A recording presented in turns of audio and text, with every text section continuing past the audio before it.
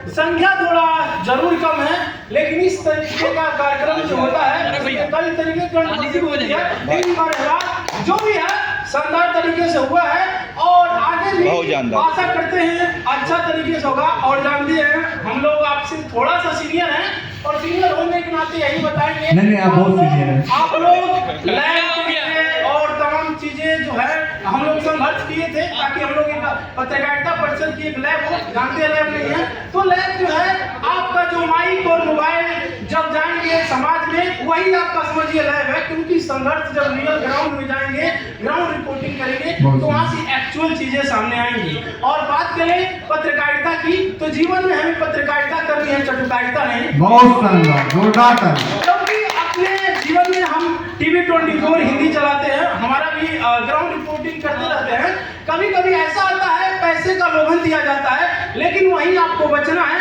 क्योंकि आप हनुमान जी का गदा जो 22 माई गले उतरते हैं तो ये समझिए ये भ्रष्टाचार पर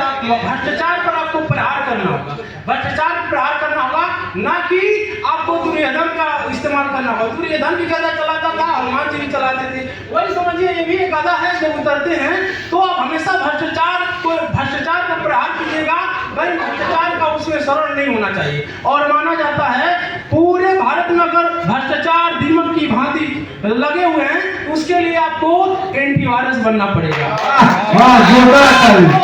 जो अपने देश में जानते हैं भारत तो आजाद हो चुका है, आजादी के लिए कई बहुत क्रांतिकारी वीरों ने अपने मतलब बलिदान दे दिया, अपने आप को कुर्बान कर दिया, लेकिन जब ये आजादी मिली अपने देश में भी बहुत सारे ऐसे भ्रष्टाचारी नमक हरामी पापी मौजूद हैं जो देश को अंदर से दीमक की भांति खोखला कर रहे हैं। इनके लिए आपको जब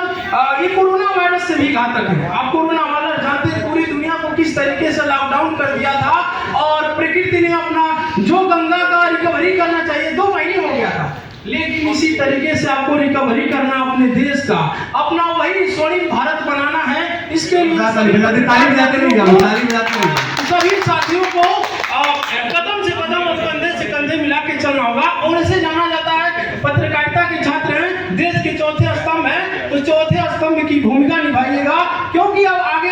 पूरे विश्व में बात किया जाए तो सबसे ज्यादा युवाओं का देश हिंदुस्तान है और आपके कंधे पर ही देश का भविष्य है। और हम लोग को